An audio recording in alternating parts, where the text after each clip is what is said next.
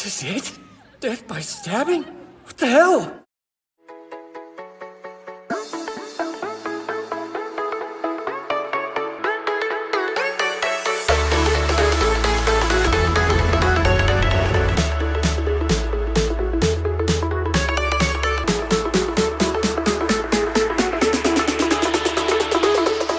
He's very. The time I got reincarnated as a slime, या मैं कहूँ टेंसूरा में 37 साल के एक आदमी सतोरू मिकामी को फॉलो करती है, जो एक टिपिकल कॉर्पोरेट वर्कर है। अपने कॉलीग से कैजुअली मिलने के बीच वह उस जगह पर एक हमलावर का शिकार बन जाता है और उसे चाकू मार दिया जाता है। जैसे ही वह खून की कमी के कारण होश खो देता है, उसे अपने मन में कुछ कमांड सुनाने की आवाजें सुनाई देती हैं। एक दिन ऑफिस वर्कर सतोरू मिकामी की चाकू मारकर हत्या कर दी जाती है। वह एक अनफेमिलियर फैंटेसी वर्ल्ड में एक गुफा में जागता है और यह देखता है कि वह एक स्लाइम के रूप में पुनर्जन्म ले चुका है, जिसमें मौत से पहले उसके फाइनल थॉट्स कुछ स्किल्स को बनाते हैं। वो गुफा को एक्सप्लोर करता है और रास्ते में अपने दिमाग में रहने वाले एक ग्रेट सेज की मदद से नई स्किल्स हासिल करता है। स्लाइम की मुलाकात वेल्डोरा नाम के एक एंशिएंट ड्रैगन से होती है, जिसे सदियों पहले गुफा में सील कर दिया गया था।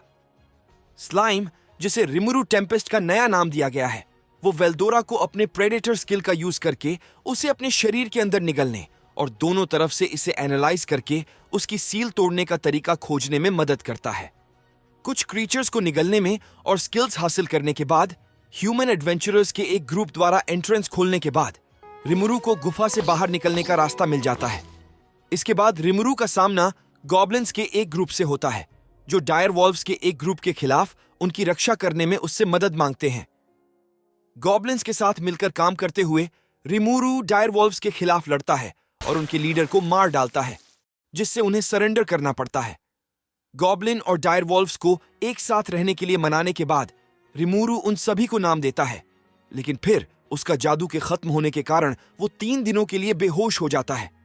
जब वह जागता है तो उसे पता चलता है कि उसने गॉब्लिन्स को क्या नाम दिए थे और एक डायर वॉल्व्स ने उन सभी को विकसित कर दिया था। यह महसूस करते हुए कि गॉब्लिन्स के पास घर और कपड़े बनाने कोई स्किल्स नहीं है, रिमुरु और एक छोटा ग्रुप ड्वार्व्स आर्टिजन से मदद लेने के लिए ड्वार्गन शहर की ओर निकलते हैं। एक गॉब्लिन गोप्ता के साथ ड्वार्गन पहुंचने पर रिमुरु का कुछ लोगों से झगड़ा हो जाता है और उसे जेल में डाल दिया जाता है। गार्ड्स को पोषण देने के बाद वो रिमुरु को छोड़ देते हैं और उसे काइजिन द ब्लैकस्मिथ से मिलवाया जाता है। गुफाओं में एकत्र किए गए मैजेस्टी लोर का यूज करते हुए रिमुरु गॉब्लिन विलेज के लिए आर्टिजन्स को ले जाने में उनकी मदद के बदले में काइजिन को लॉन्ग स्वॉर्ड्स के ऑर्डर को पूरा करने में मदद करता है। जैसे ही रिमुरु और ड्वार्व्स एक एल्फ बार में जश्न मनाते हैं, एक आदमी वहां आता है। एक फॉर्चून टेलर एल्फ ने रिमुरु की किस्मत की भविष्यवाणी करने का फैसला किया और उसे एक लड़की का अपने परिवार से अलग होने का विजन दिखाया। जब तलवारों का ऑर्डर देने वाला मिनिस्टर वेस्टा आता है और रिमुरु का अपमान करता है, तो काइजिन गुस्से में उसे मुक्का मार देता है, जिसके परिणाम स्वरूप उसे रिमुरु और बाकी ड्वार्व्स को गिरफ्तार कर लिया जाता है और उन पर मुकदमा चलाया जाता है। मुकदमे के दौरान हीरो किंग गाजल ड्वार्गो, जिसका काइजिन के साथ एक इतिहास है, उसे और उसके लोगों को वहां से निकाल देता है, जो रिमुरु की आर्टिजन्स की टीम के रूप में शामिल होते हैं। वेस्टा को उसके बेईमान कार्यों के लिए बर्खास्त करने के बाद गाजेल वेल्डोरा के साथ रिमुरु के कनेक्शंस को देखते हुए उसका पीछा करने के लिए एक निंजा भेजता है। जब गुफा से वेल्डोरा के लापता होने की खोज करने वाले एडवेंचरर्स के ग्रुप एरेन, कवाल और गिडो को एक गिल्ड मास्टर द्वारा जंगल की जांच करने का आदेश दिया जाता है, तो शिजू नाम की एक मास्क्ड गर्ल उनसे जुड़ने के लिए कहती है। जब वे मुसीबत में फंसते हैं तो उन्हें रिमुरु द्वारा बचाया जाता है, जो एल्फ के विजन से शिजू को पहचानता है। जैसा कि शिजू ने बताया कि उसे युद्ध के दौरान जापान से इस दुनिया में बुलाया गया था, तो रिमुरु ने मॉडर्न और पीसफुल जापान की अपनी कुछ यादें उससे शेयर की। हालांकि रिमुरु को यह नहीं पता है कि शिजू को बुलाने वाले डीमन किंग लियोन क्रॉमवेल ने उसे फायर स्पिरिट आइफ्रिट का एक वेसल बना दिया है। शिजू उस तकलीफ को याद करती है जो उसे महसूस हुई थी जब उसके अंदर के आइफ्रिट ने उसके दोस्त को दुश्मन समझकर मार डाला था। जैसे ही शिजू एडवेंचरर्स के साथ जाने की तैयारी करती है, इफ्रिट एक बार फिर उसे कंट्रोल कर लेता है और विलेज पर अपनी आग भड़का देता है। अपने पानी के हमलों के बेअसर होने के बाद रिमुरु ने आइफ्रिड के साथियों को संभालने के लिए ईरन के आइस मैजिक स्पेल की नकल की। यह पता चलने पर कि वह आग के हमलों से अफेक्टेड नहीं है, रिमुरु आइफ्रिड को निगलने के लिए अपनी प्रेडेटर एबिलिटी को यूज करता है। इस प्रोसेस में वो शिजू को उससे अलग कर देता है। शिजू रिमुरु को द हीरो नाम से जाने जाने वाले एक इंसान के बारे में बताती है और एक दिन रहस्यमय तरीके से गायब होने से पहले उसे सही रास्ता दिखाता है। यह महसूस करते हुए कि उसकी जिंदगी खत्म हो रही है, शिजू नहीं चाहती कि उसका शरीर इस दुनिया में रहे। वह रिमुरु से उसे खाने के लिए कहती है, जिससे उसे मानव रूप लेने की एबिलिटी मिलती है। जैसा कि रिमुरु ने शिजू के फाइनल वर्ड्स को सुनने के बाद लियोन के बारे में इंफॉर्मेशन निकालने का फैसला किया, गेलमड नाम का एक मास्क्ड मैन जंगल में एक ग्रेट ऑर्क डिजास्टर को सामने लाने के इरादे से एक ऑर्की को ले जाता है और उसका नाम गेल्ड रखता है। जैसे ही रिमुरु शिजू से विरासत में मिले फॉर्म और एबिलिटीज से फैमिलियर होता है, ओगर्स के एक ग्रुप द्वारा गॉब्लिन्स पर हमला किया जाता है, जो दावा करते हैं कि रिमुरु उनके विलेज पर हमला करने के लिए ऑर्क्स को बहका रहा है। अपनी ताकत दिखाने के बाद रिमुरु ओगर्स को यह समझाने में कामयाब होता है कि वह उनका दुश्मन नहीं है और उन्हें बातचीत करने के लिए गॉब्लिन विलेज में बुलाता है। यह जानकर कि ओगर विलेज पर हमला करने वाले ऑर्क्स को एक मास्क्ड मैजिन द्वारा लीड किया जा रहा है, रिमुरु ने उन्हें कहा कि ओगर्स उसके सबऑर्डिनेट्स के रूप में उसके साथ शामिल हो जाएं। ऑर्क्स के पराजित होने तक एक टेम्पररी अलायंस पर सहमति दिखाते हुए रिमुरु ने ओगर्स को बेनिमारू, शूना, शियोन, हकुरु, सुए और कुरोबे का नाम दिया और उन्हें कीजिन्स में इवॉल्व किया। इस बीच लिजर्ड्स के सरदार को यह महसूस होता है कि एक ऑर्क लॉर्ड अपने जैसे हजारों ऑर्क्स को कंट्रोल कर रहा है। फिर वह अपने बेटे गाबिरू को गॉब्लिन्स से मदद लेने के लिए भेजता है। बेनिमारू और बाकी ओगर्स को रिमुरु के साथ शामिल हुए कुछ दिन हो गए हैं। गाबिरू रिमुरु के विलेज में पहुंचता है और ऑर्क्स से लड़ने के लिए उन सभी को अपने अंदर सर्व करने के लिए कहता है।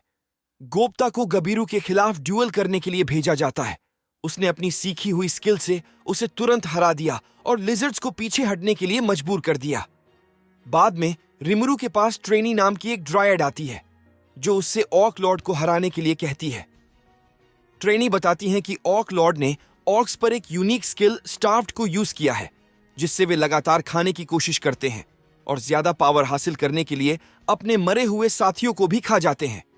ट्रेनी की रिक्वेस्ट को एक्सेप्ट करते हुए रिमुरु ने सुई को लिजर्ड्स के साथ अलायंस के लिए निगोशिएट करने के लिए भेजा।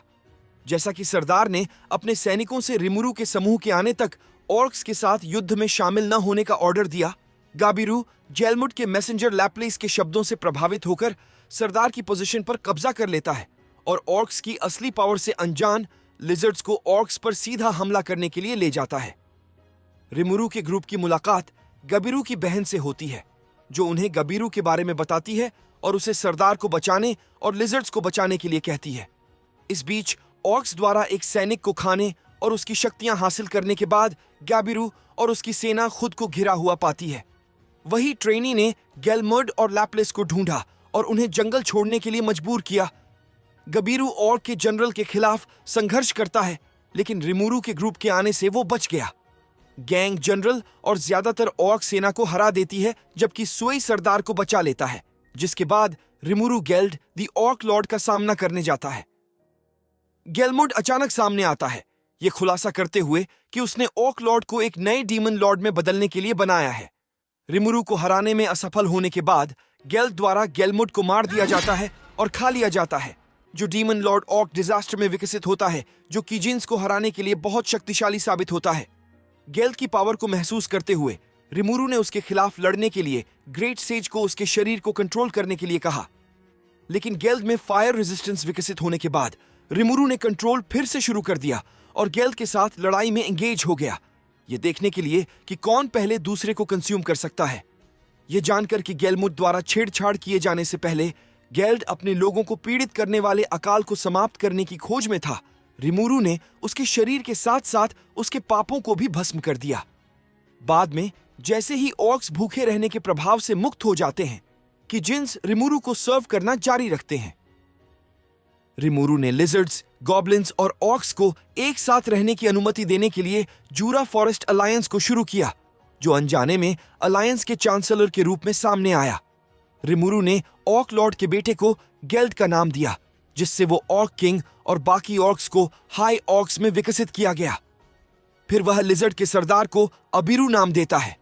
बाद में गबीरू को लिजर्ड से निकाल और बर्खास्त कर दिया गया और अपनी यात्रा पर निकल पड़ा। 3 महीने बाद ड्वार्फ किंग गाजिल और उसकी सेना रिमुरु को एक डुअल के लिए चुनौती देने और उसके ट्रू नेचर को जानने के लिए गॉब्लिन विलेज में आता है।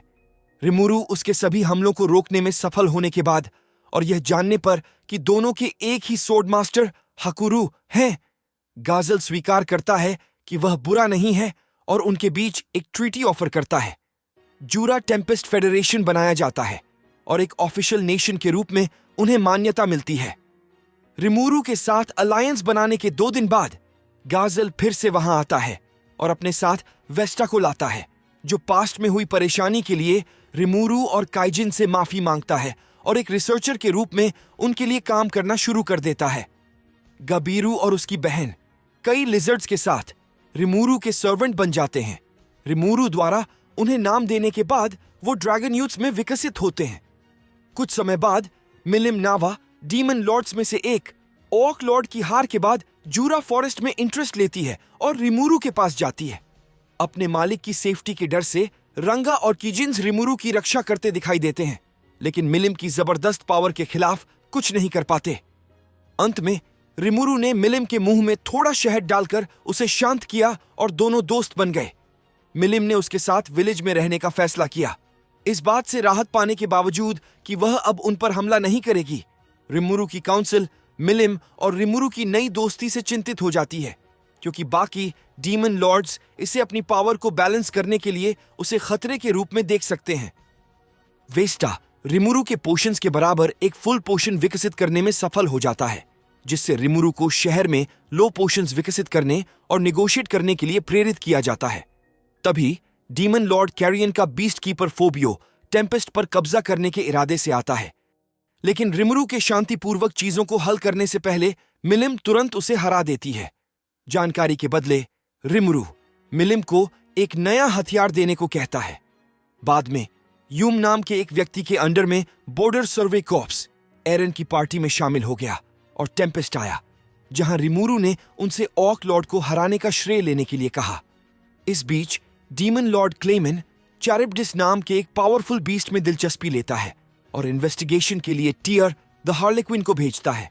जब फोबियो मिलिम के हाथों अपने अपमान पर गुस्सा करता है, क्लेमन के 2 हार्लेक्विन टियर और फुटमैन उसके पास आते हैं और उसे खुद एक डीमन लॉर्ड बनने के लिए मनाते हैं ताकि वह मिलिम से बदला ले सके।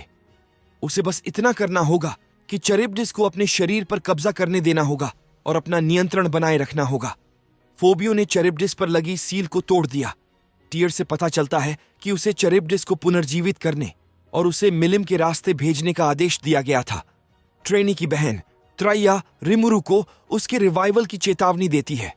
वेल्डोरा के जादू के बादल से जन्मा चारिब्डिस आसमान का माइंडलेस रूलर है, जिसका ध्यान केवल डिस्ट्रक्शन पर केंद्रित है।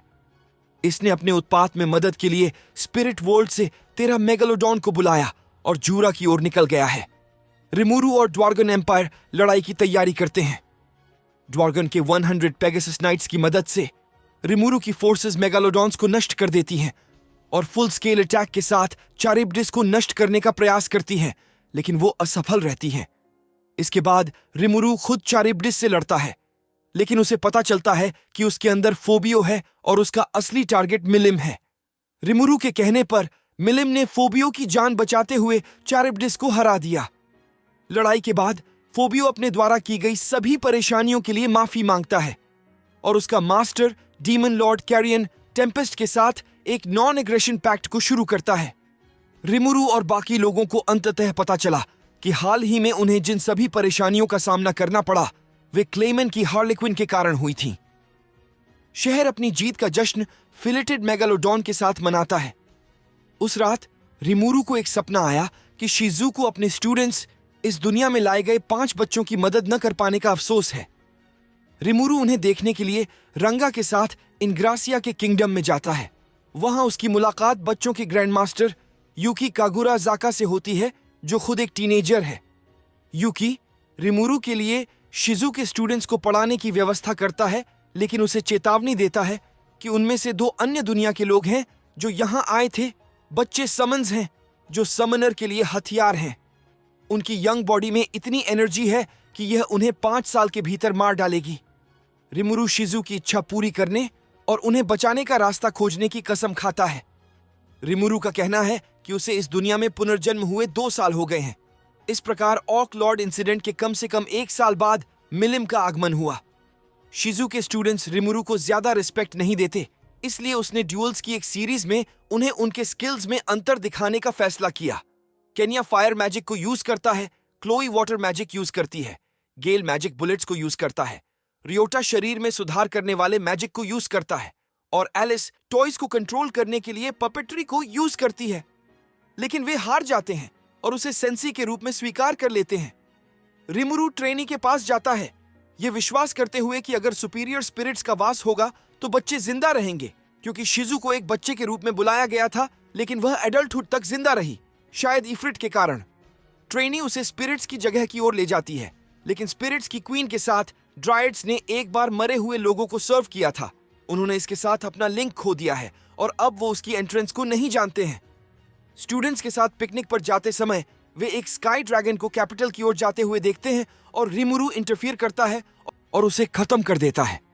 मिजोलमायर, एक व्यापारी जिससे रिमुरु की अपीयरेंस बच गई है, वो उन्हें रात के खाने पर इनवाइट करता है। मिजोलमायर जानता है कि रिमुरु कौन है और रिमुरु उसे अपना माल बेचने में मदद करने के लिए टेम्पेस्ट में आने के लिए इनवाइट करता है। वह इससे सहमत है। मिजोलमायर के असिस्टेंट ने क्वीन ऑफ स्पिरिट्स से रात के खाने के बाद बच्चों की रक्षा करने के लिए कहा। वह रिमुरु को बताती है कि वह स्पिरिट्स की जगह के पास एक गांव से आई है। वो, रंगा और बच्चे उसकी लोकेशन पर जाते हैं। रिमुरु, रंगा और स्टूडेंट स्पिरिट्स की जगह में घुसते हैं और शुरुआती भूल भुलैया में एक स्पिरिट उनको टेस्ट करने के लिए एक जायंट मेटल गोलेम से लड़ाती है। हालांकि रिमुरु ने तुरंत इसे हरा दिया। भूल भुलैया की स्पिरिट अपने आप को रमीरिस के रूप में इंट्रोड्यूस कराती है, जो 10 डीमन लॉर्ड्स में से एक है। हालांकि वह इतनी छोटी है कि कोई भी उस पर विश्वास नहीं करता है। वह बताती है कि लियोन, जिसने शिजू को बुलाया था, वो डीमन लॉर्ड बनने से पहले एक हीरो हुआ करता था। इसी तरह मरने से पहले और डीमन लॉर्ड के रूप में लौटने से पहले वह स्पिरिट्स की रानी हुआ करती थी। उसके लिए एक नया गोलेम बनाने के बदले में रमीरिस सुपीरियर स्पिरिट्स को बुलाने में रिमुरु की मदद करने के लिए सहमत हो जाती है। ढेर सारी इंफीरियर स्पिरिट्स गेल, एलिस और रियोटा की प्रेयर्स का जवाब देती हैं, इसलिए रिमुरु उन्हें निगल जाता है और उन्हें 3 नई सुपीरियर स्पिरिट्स में बदल देता है, जो सफलतापूर्वक तीनों में निवास करती हैं। केनिया समन करता है और सुपीरियर स्पिरिट की एक लाइट में बसा हुआ है। एक अननोन स्पिरिट जैसा क्रीचर सामने आता है। वेल्दोरा उसकी प्रेजेंस पर रिएक्ट करता है। रमीरिस के इसे रोकने के प्रयास के बावजूद उसे लगता है कि यह खतरनाक है और यह अभी भी क्लोई के पास है। बहरहाल 5 बच्चों की डेंजरस एनर्जी शांत हो गई है, इसलिए वे कुछ सालों में नहीं मरेंगे। रिमुरु रमीरिस के लिए एक नया गोलेम बनाता है और वे इंग्रासिया लौट आते हैं।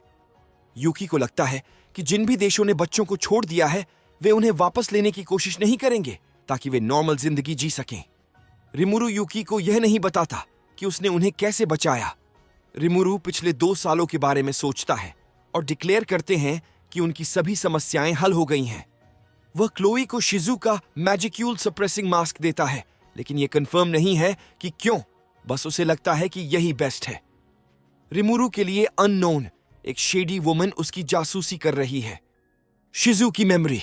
शिजू को बाकी एडवेंचरर्स के साथ फिल्टवुड किंगडम में बुलाया जाता है ताकि एक डीमन को कैसल के नीचे उसके अवशेष लेने और उसे पुनर्जीवित करने से रोका जा सके।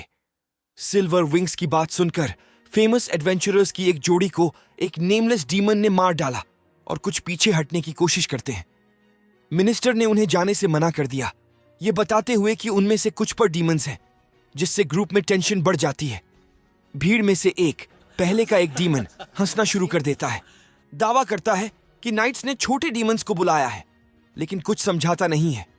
एक डीमन को मारने के लिए काम पर रखा गया, जिसने रिवील किया कि वह इसकी जिम्मेदार पार्टी को खोजने के लिए मौजूद बाकी सभी एडवेंचरर्स को मारने का इरादा करता है।